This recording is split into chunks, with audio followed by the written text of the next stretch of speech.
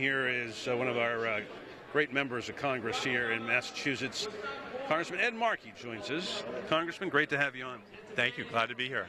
Well, I tell you, we're hearing so much from the Republican Party these days that Solyndra is a four-letter word, that there is no need for investing in environmental policies, giving money in grants, just like the Republicans did for many years to MX missiles and everything else they developed. Tell our audience that, without research and development dollars, solar companies in the United States won't exist. Wind turbine companies won't exist. Well, the interesting thing about Solyndra is that it collapsed, but not because the price of solar was too high. It's because the price of solar was too low. In other words, there was a 50% drop in what it cost to produce a kilowatt of electricity from solar in 1 year.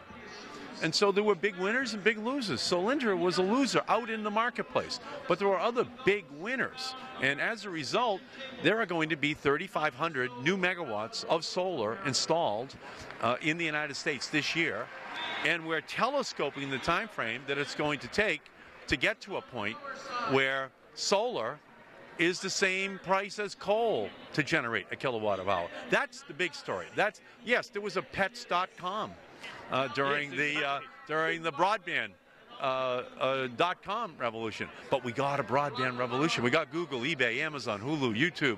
The same thing is going to happen with solar, and the Republicans just want to kill all of the tax breaks, all of the loan guarantees for solar, but keep all of the tax breaks for oil on the books. That's hypocrisy on stilts. Yeah, well, you got a great quote, and you got a great truth on this. This is nothing more than the oil companies trying to do everything they can to destroy alternative energy. We got people calling up the radio show, trying to put this old nuclear element into play again. They're on one hand knocking down the oil companies, on the other hand promoting nuclear, when they don't really, what they don't want to do is they don't want to see wind and solar and ocean thermal and biodiesel succeed.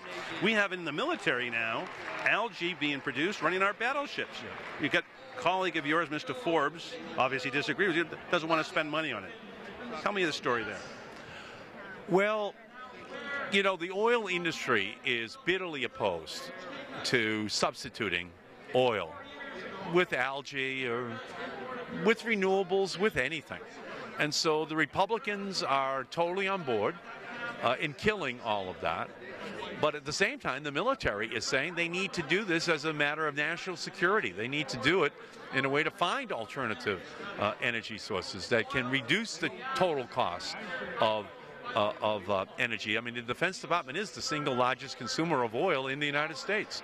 So we need to move in that direction. It's all part of this larger fight between big oil, the Koch brothers, ExxonMobil on the one hand, and all electric vehicles, solar, wind, biomass, algae on the other.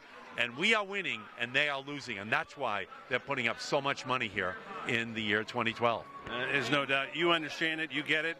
The Germans get it. The Chinese get it. I mean, I think it's about time the Republican Party gets it, but they seem to be still living in the 20th century. Again, they are committed to protecting the oil industry. And we as Democrats are saying, yeah, there's a role for oil, but we only have 2% of the world's oil reserves. We can't be continuing to send young men and women, exporting them overseas to protect cargo ships of oil coming back into our country when there are other renewable sources here in America that can substitute for that. You have been in the minority, you've been in the majority. What is it going to take for the Democrats to win back the House? Is the environmental issue one of the things that motivates young voters to come out and vote for members of Congress today? Where do you see the Democrats in the House in November? The environmental issues are going to be huge, and the truth is that that energy is one of the big five issues. We're on the right side of that issue, and we got young people all across the country who are going to rally behind it, and increasingly entrepreneurs with profits who are willing to take on the oil industry as well. Congressman Ed Markey, great to see you. Thank you. I appreciate it. Appreciate it. Thank you, Jeff.